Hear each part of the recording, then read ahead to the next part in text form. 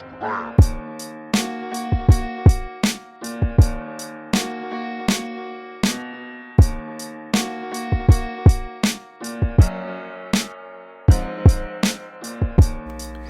guys, Dean Chase here with another geometry lesson for you. Hope everybody's doing great. Let's go ahead and get this thing started with the word of prayer.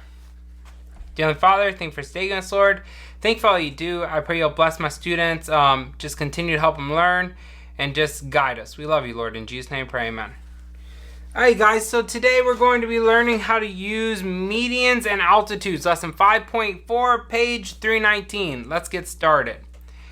So a median of a triangle is a segment from a vertex to the midpoint of the opposite side. The three medians of a triangle are concurrent. The point of concurrency, called the centroid, is inside the triangle.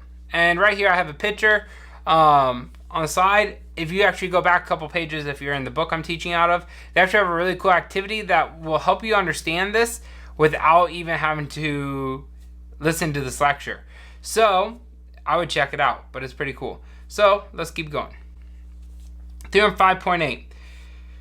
Concurrency of medians of a triangle. The median of a triangle intersect at a point that is 2/3 of the distance from each vertex to the midpoint of the opposite side.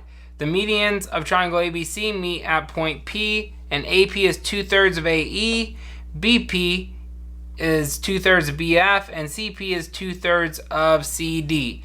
Which also means, by the way, the lower, smaller sides would be 1/3 of that whole line. It doesn't say that, but I feel like I should, you know? So in triangle HJK, P is a centroid of JP, and JP equals 12, as marked right here. Find PT and JT. So the way I'm then go about solving this, and the way I'd encourage you to go about solving this, is we know this is 2/3 of this whole line. So 12 is 2/3 of JT.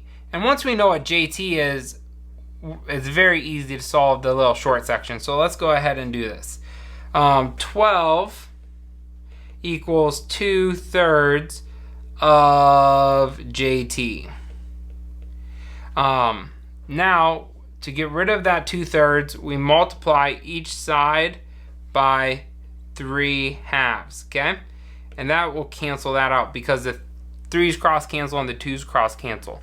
The reason why that is, I probably shouldn't have to explain this, but if you multiply 2/3 by 3/2, that actually multiplies to equal 1, which would be gone when we do that, okay? Anyways, so we multiply by 3/2. Let's go ahead and multiply 12 by 3/2. When we multiply 12 by 3/2, we're going to be left with, oops, sorry, let me put that in red. 36/2 equals JT. 36 divided by 2 is going to give us 18. So 18 is going to equal JT. Okay, so that was part of the question. Now we have to find PT. Well, JT, this whole line, equals 18. Well, JP equals 12, so the leftover part of 12 to 18 is just 6. This PT equals 6.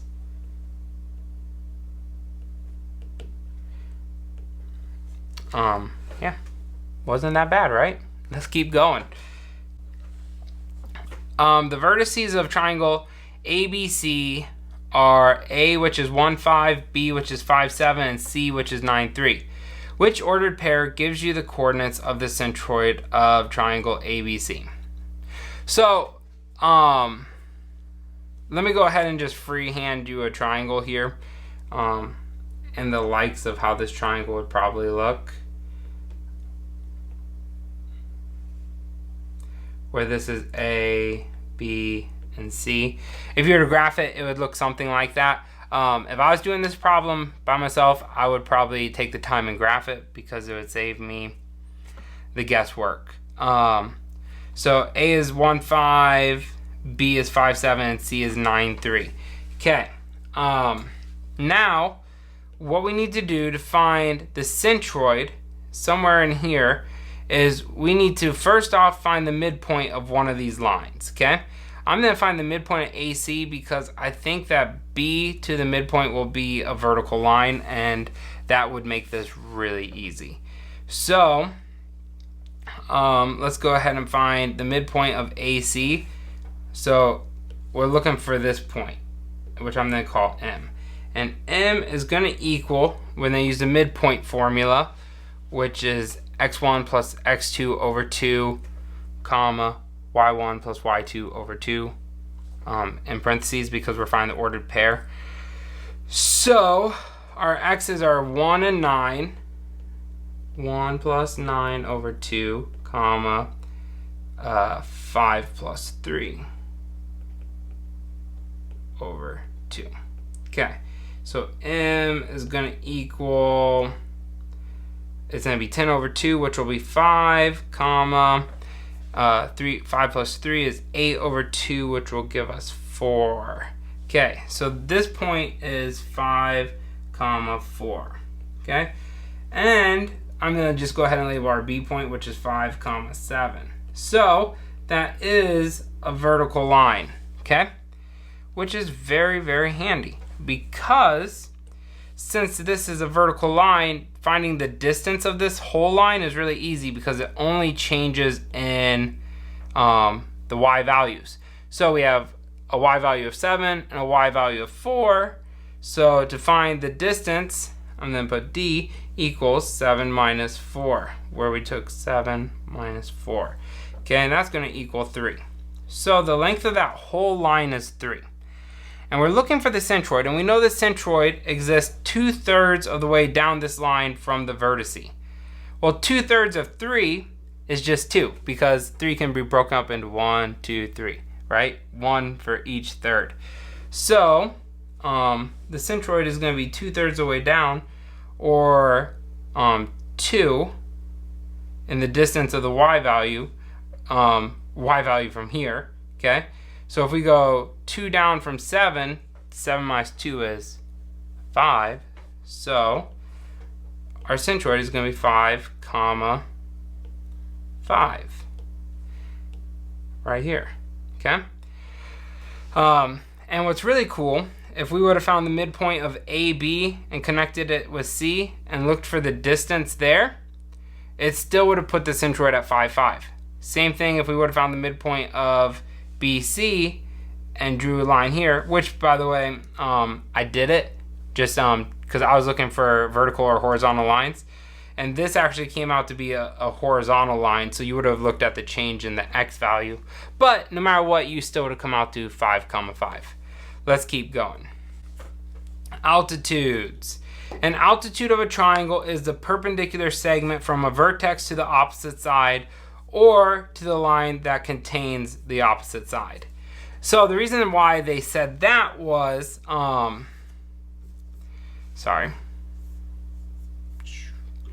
reason why they said that is because not all the altitudes will exist inside a triangle, okay? In this acute triangle, the altitude that is perpendicular to the side and touches the vertex is on the inside. But if you take a look at this obtuse triangle right here, the altitude is actually on the outside of the triangle. And that's really interesting because way earlier in the semester we took a quiz, and that was like one of the trick questions, because the altitude represents a height if you were to solve the area of this triangle. So to find the altitude of an obtuse triangle, you actually have to draw an imaginary line out, straight out from here, and then it'll connect outside the triangle. So, concurrency of altitudes of triangles. The lines containing the altitudes of a triangle are concurrent. The lines containing AF, BE, and CD meet at point G. So, once again, this is an obtuse triangle, so it meets on the outside of the triangle. Next, concurrency of altitudes. The point at which the lines containing the three altitudes of a triangle intersect is called the orthocenter of a triangle. Okay. Example 3, they want to show that the orthocenter can be inside, on, or outside the triangle.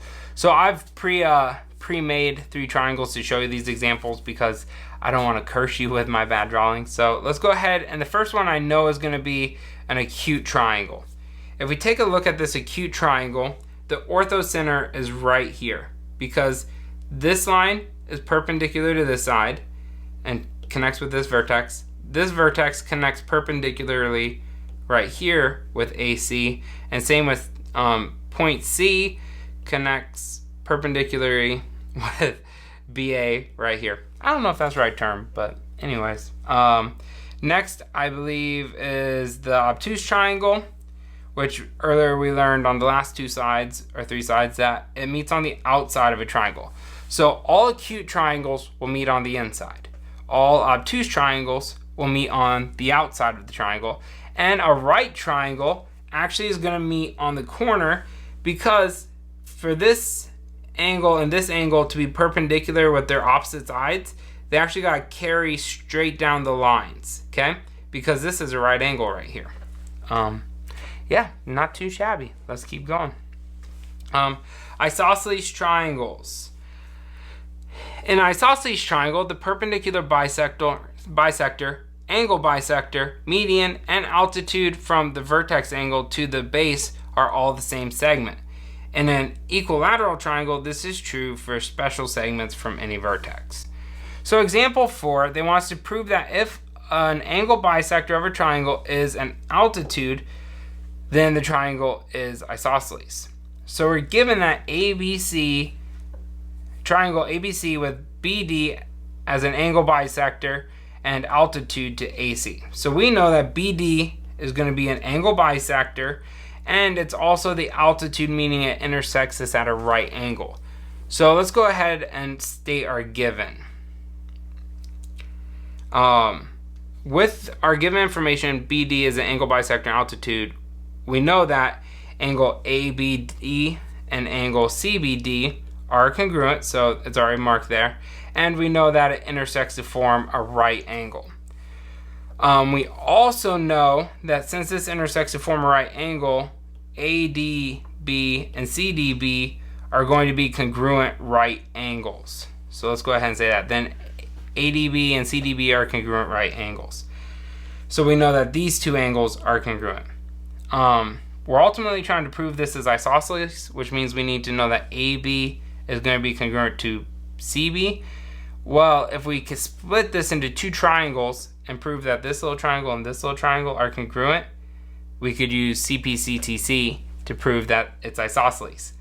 And we're only one part away because we know this angle and this angle. We know 2 sets of angles. We just need to know their side in between them is congruent. And we know that DB is going to be congruent to DB, so the triangles are congruent by ASA.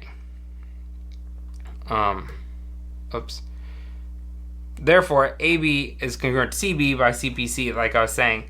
And if those 2 sides are congruent, we could just go ahead and finish off by saying that it's isosceles. That was the whole lesson, guys. I hope you guys are doing awesome.